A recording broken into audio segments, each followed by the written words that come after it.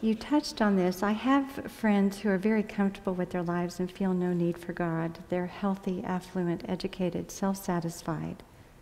How do I help them understand their need for God in their lives? I know you mentioned question asking. Yeah, sure.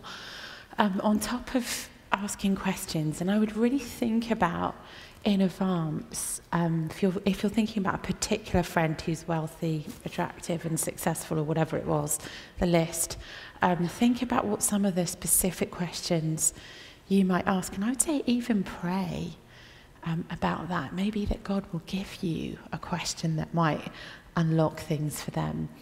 The second thing I think I would suggest is the power of persistent invitation in the community of believers that you're part of, that you think about, I guess, putting on events where people might be able to hear an articulation of the gospel that would be persuasive, and that you get your friend in the way of that, if that makes sense. So invite them to hear the gospel powerfully and competently explained in a context that they're going to be comfortable with. And if that doesn't exist, if that context doesn't exist, create that context. Get together with other friends and think about the kind of event you can put on. Just yesterday, I was speaking at lunchtime at a major global magazine for 2 journalists, because there's one Christian in that workplace who had got together, friends and colleagues, for a free lunch to hear something of the gospel. And, it's part of my job to do that in all kinds of different situations, in schools, universities, banks, churches, lawyers' offices. So be creative about creating that kind of event. And then the third thing I would say is about apologetics. Remember my dad, the least likely convert on earth, an academic himself, very, very erudite, successful, but he was open. He was actually searching, but no one knew it.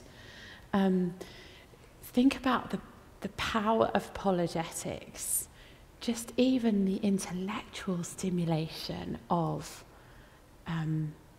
the gospel proclaimed powerfully and intelligently. So it may be that an appeal to the mind is going to be a starting point for someone who's like that. An appeal to, this is actually true and interesting and good. It was Pascal, the great French mathematician and apologist, who said, make them wish it was true and then show them it is. So I guess not just a living out of the gospel, but an apologetic that is fascinating and interesting, and maybe creatively and artistically done well with brilliant music or whatever it is that's going to work in your context. So intellectual, and then invitation. Be active in inviting people, and then questions. Think about what questions you could ask. So that'll be the 3 things I'd say. Absolutely. My last 2 cents to that is as your father, as was your father, sometimes someone may look successful, very happy, independent, but you never know what's going on underneath the surface until you really spend time with that person and develop a relationship perhaps, and start to engage on things that are really important.